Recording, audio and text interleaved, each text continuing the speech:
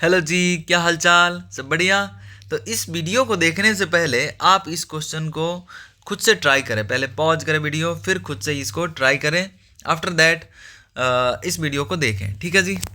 तो मूव करते हैं इस क्वेश्चन की तरफ। ये क्वेश्चन बहुत ही इंपॉर्टेंट है इन टर्म्स ऑफ, अगर बात करें हम, तो in terms of calculation, in terms of concept. जो कॉन्सेप्ट है वो जेई में मल्टीपल टाइम्स पूछ चुका है, नीट में मल्टीपल टाइम्स पूछ चुका है, सेम ही काम करवाता है बार बार। तो क्यों नहीं कर पाते हैं बच्चे?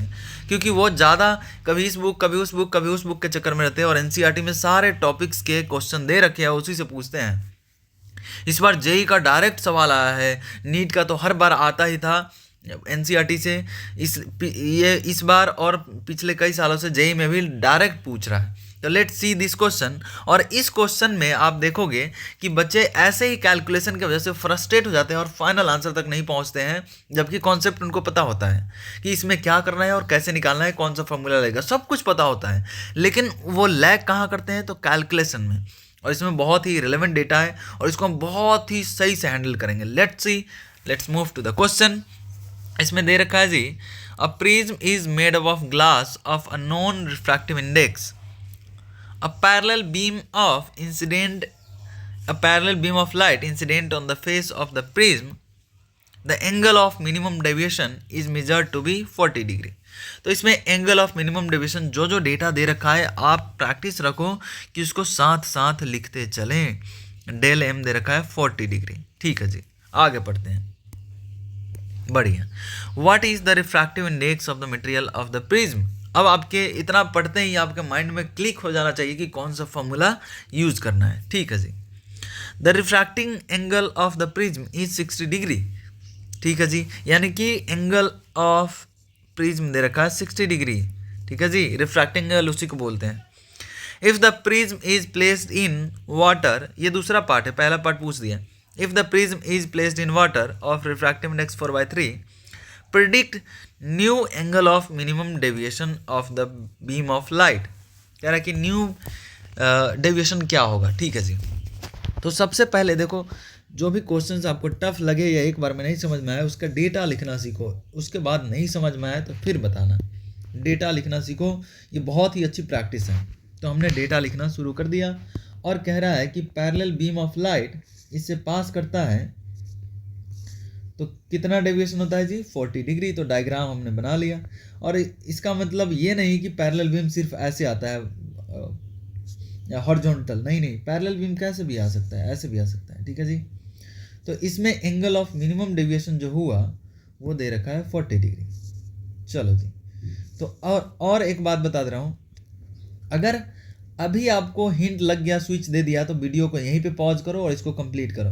तो ये दे रखा है हमारा 40 डिग्री। चलो जी। तो आपको ये फॉर्मूला पक्का याद होगा, mu is equal to sine of A plus del m by, आप बताओ। हाँ, del m by 2 upon sine sine A by 2, ठीक है जी। अच्छा, यहाँ पे म्यू कैलकुलेट हो जाएगा। साइन ऑफ ए दे रखा है हमारे पास 60 प्लस डेल एम दे रखा है 40 divided by 2 upon sign of 60/2। नीचे हो जाएगा साइन 30, ऊपर हो जाएगा साइन 100/2, यानी साइन 50 डिवाइडेड बाई साइन 30। और साइन 30 कितना होता है जी? 1/2। साइन 30 1/2, तो साइन 30 का 1/2 ऊपर चला जाएगा, साइन 50 डिवाइडेड बाई 1/2, ये 2 ऊपर चला जाएगा तो 2 साइन 50 आ जाएगा ये वैल्यू। अच्छा जी, 2 साइन 50 आ गया। अब साइन 50 को कैसे निकालेंगे? ये तो पता ही नहीं होता बच्चों को, और मुझे भी नहीं पता है। लेकिन हम डेटा गेस करेंगे। कैसे गेस करेंगे सर? गेस करने से काम चल जाएगा? तो देखो चलता है कि नहीं, देखते हैं। देखो चलता है कि नहीं। साइन 53 का जो दोस्त वैल्यू होता है, साइन 53 का, देखो डेटा देख करके हम अपने माइंड में वैल्यू रन करेंगे, ठीक है। साइन 53 का वैल्यू होता है, वो होता है 4/5, और 4/5 होता है 0.8, ठीक है। और साइन 37 का वैल्यू होता है 3/5, और डेटा रिवर्स हो जाता है।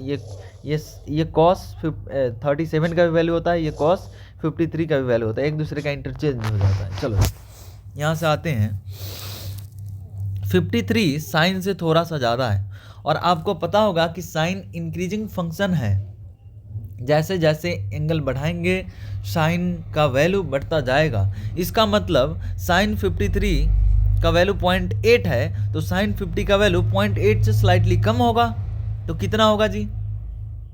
तो स्लाइटली कम 2 इंटू, देखो जी ये 0.77 ले लो, तो 0.77 हमने ले लिया, ये कितना आ जाएगा जी? ये आ जाएगा 75 दूना 150, ये 1.54 आ जाएगा। देखो तो जी 1.54 रिफ्रैक्टिव इंडेक्स ऑफ प्रिज्म हमने निकाल लिया। तो ये फर्स्ट पार्ट में पूछा था कि प्रिज्म का रिफ्रैक्टिव इंडेक्स क्या है। अब क्या कर रहा है दूसरे पार्ट में, इस प्रिज्म को ले गया कहाँ पे? पानी में। पानी में क्या करने ले गया? अरे क्या करने ले जाएगा? क्वेश्चन दिया है, क्वेश्चन सॉल्व कराएगा, करना क्या है? कुछ नहीं। तो चलो जी, इस प्रिज्म को उठा करके हम ले गए पानी में। ठीक है जी, पानी में ले आया, पानी में इसको ले आया। अब इसका रिफ्रैक्टिव इंडेक्स दे रखा है वाटर का 4/3, और प्रिज्म का हम कैलकुलेट कर चुके हैं। वाटर का दे रखा है 4/3, इस प्रिज्म का हम कैलकुलेट कर चुके हैं 1.54। तो अब यहाँ पे रिलेटिव का कॉन्सेप्ट लगेगा, क्योंकि अब लाइट मीडियम से इस प्रिज्म में जा रहा है, तो इसके अब रिलेटिवली उसमें रिफ्रैक्शन होगा। रिलेटिवली, ये नहीं कि एयर के रिस्पेक्ट में। एयर के रिस्पेक्ट में प्रिज्म ज़्यादा डेंसर था तो ज़्यादा डेविएशन हुआ था, अब कम डेंस है तो अब कम डेविएशन होगा। अब कम कितना होगा तो वो भी देख लेते हैं। फिर से वही फॉर्मूला लगेगा, mu is equal to sine A plus del m by, अभी बताया था जी, बताओ आप ही बताओ, del m by 2 upon sine A by 2। शाबाश, आप बहुत होशियार हो जी। चलो ये निकालना है हमें। अच्छा, म्यू यहाँ जो होगा वो म्यू क्या होगा? रिलेटिव होगा। रिलेटिव यानी कि किसका रिलेटिव? किसका म्यू हम देखते हैं? प्रिज्म का देखते हैं विद रिस्पेक्ट टू सराउंडिंग।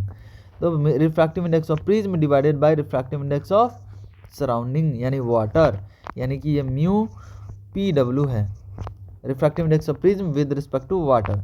ये आ जाएगा साइन ऑफ ए का वैल्यू हमें पता है ऑलरेडी 60 डिग्री, ये तो फिक्स ही रहता है प्रिज्म का, कि अगर सेम ही प्रिज्म है तो एंगल सेम ही होगा यार, इसमें क्या दिमाग लगाए। Del m divided by 2 upon sine A by 2 यानी साइन 60/2। ठीक है जी, हमें डेल एम कैलकुलेट करना है। म्यू पी हम कैलकुलेट कर चुके हैं 1.54, और म्यू डब्ल्यू 1.33 दे रखा है क्वेश्चन में, और 1.33 4/3 के बराबर होता है, तो divided by 4/3, my bad, is equal to sine, इसको लिख सकते हैं sine 30 plus sine del m by 2, sine 30 plus del m by 2 divided by sine 30, और साइन 30 ये वैल्यू है, इसका वैल्यू 1/2, और इस 1/2 को ज़रा इसको पहले सिंप्लीफाई करते हैं लेफ्ट साइड में, 1.54 इंटू 3/4, ये 3 नीचे है तो ऊपर चला जाएगा, और ये 1/2 इधर डिवीजन में है तो उस तरफ मल्टीप्लिकेशन में चला जाएगा, तो 1/2 is equal to sine 30 plus del m by 2। यहाँ तक हम आ चुके हैं, यहाँ तक आ चुके हैं। अब इसका वैल्यू ज़रा निकालो, इसका वैल्यू निकालो, ऊपर कितना आएगा जी? मल्टीप्लाई कीजिए, 3 चौका 12 और 15 तिया 45 है 46, तो ये आ जाएगा 4.62 डिवाइडेड बाई 4 टू जा 8 ऐसा, और ये कितना आ जाएगा जी? इसको ज़रा डिवाइड करो, तो 4/8 रहता तो हमारे पास आता 1/2 यानी 0.5, ये थोड़ा सा ज़्यादा है तो ये 0 ऐसे ही डिवाइड कर लो, 8×5 = 40। ठीक है जी, तो 0.5 8×5 = 40, रिमाइंडर 46 है तो 6 हो जाएगा, और 6 और 2 तो 62 में 8 से डिवाइड करो, 8 7 56। ठीक है जी, और 4 और 2 बच जाएगा 6, फिर से 8 7 56, 0.7577 आया, is equal to sine 30 plus del m by 2। अब फिर से हमारे लिए एक चैलेंज है, अगर इसको ओपन कर दिए तो फिर से कॉम्प्लेक्स आ जाएगा, साइन ए इंटू कॉस बी ऐसे करके ओपन करोगे तो फिर ज़्यादा दिक्कत हो जाएगी। ठीक है जी, साइन ए प्लस बी पे ओपन करोगे तो। अभी इस वैल्यू को गेस करो, कैसे गेस करेंगे सर? बार बार गेस करवा रहे हो, अरे करो तो सही। साइन 37 का ऑलरेडी हम वैल्यू थोड़ा देर पहले बताए हैं, कहाँ गया जी? ये साइन 37 का 3/5 होता है, तो साइन 37 का वैल्यू 3/5 होता है, जरा जो देखो जी 3/5 कितना होता है, तो 3/5 5 6 30, ये 0.6 होता है। ठीक है जी, और ये 0.6 से थोड़ा सा ज़्यादा है ना दोस्तों, देखो तो अगर इसको 37 के जगह पे 35 लिख दें तो कोई दिक्कत है क्या आपको, नहीं ना। ओके, तो हम यहाँ से लिख देंगे, इसका वैल्यू लिख देंगे साइन 35 डिग्री, कैसे किए वो समझ में आ गया, is equal to sine 30 plus del m by 2। और यहाँ से हम लिख सकते हैं कि जब साइन के अंदर साइन का वैल्यू सेम है तो उसके अंदर के एंगल भी सेम होगा, यानी 35 is equal to 30 plus del m by 2। और ये 30 से इस तरफ आएगा तो 5, 35 minus 30 is equal to 5 is equal to del m by 2। और यहाँ से हमारे पास आ जाएगा del m is equal to 10 degree. तो 10 डिग्री का डेविएशन होगा, और एनसीईआरटी में इसका आंसर 10.2 के आसपास दे रखा है। ठीक है जी, तो इस तरह से विदाउट कैलकुलेटर को यूज़ किए, देखो ऐसा अभी आजकल पेपर में आने लगा है, इस बार जेई का पेपर उठा के देखो, कई सारे डेटा इररिलेवेंट दे रखा है, कई बार हमसे ज़्यादा कैलकुलेशन करवा लेता है या टफ कैलकुलेशन होता है और फॉर्मूला डायरेक्ट रहता है, तो बच्चे एलिमिनेट हो जाते हैं वहीं पे जिनको कैलकुलेशन से डर लगता है या नहीं कर पाते हैं। तो आप किस तरह से आइडिया लगा सकते हो, मैंने इस क्वेश्चन के थ्रू समझा दिया कि अगर आपको कॉन्सेप्ट आता है तो कहाँ पे छट जाओगे, ये भी पॉसिबिलिटी है, या कॉन्सेप्ट नहीं आता है तो भी तब तो आपको पता ही है कि क्वेश्चन अटैम्प्ट ही नहीं करोगे तो छट जाओगे। ठीक है जी, ओके, बाय बाय।